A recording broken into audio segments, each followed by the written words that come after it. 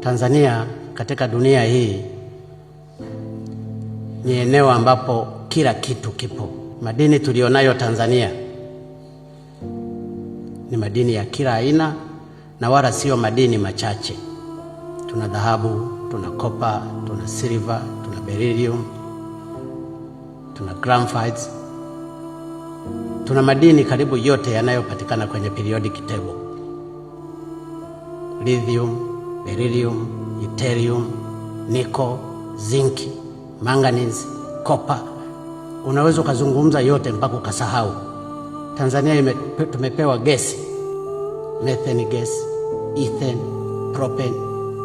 Lakini mpaka helium ambayo inapatikana katika nchi 3 tu duniani iko Tanzania.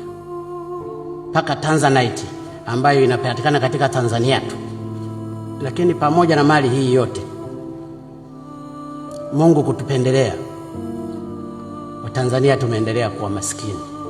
Na uhakika hata shetani aliko kule anatucheka kwamba umaskini wetu ni wa kujitakia. Tanzania sio siri.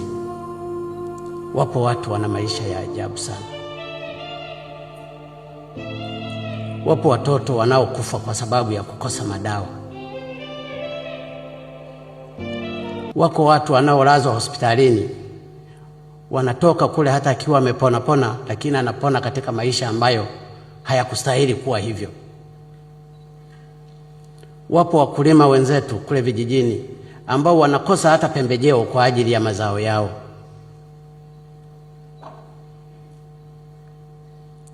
Ipo miundombinu ambayo tulitakiwa tuitengeneze, tunakosa hata fedha za kuitengeneza, na saa nyingine tunakopa kwa masharti ya ajabu wakati mali tunazo. Lakini wapo Watanzania wenzetu waliopewa madaraka na Watanzania maskini kwa ajili ya kusimamia rasilimali zetu. Wao wamekuwa part ya watu wa kuwaibia Watanzania maskini. Ni nani ambaye angeweza akasimama akafurahi kwa vitendo hivi tunavyofaniziwa na bado akacelebrate wakati watoto wetu wanakufa njaa kule? Watu hawana vyakula, saa nyingine hawana maji, mahospitali hawana madawa, usafiri ni shida. Tunafukuzana na watoto maskini kuwaomba kodi. Hii kodi ambayo iko pale tumepewa na Mungu hatuishughulikii. Ni unyama. Na kama ni dhambi, hii ni dhambi kubwa. Mimi ndugu zangu, nilipozungumza kwamba hii lazima we have to fight for this, sio kwamba mimi sina damu. Nina damu.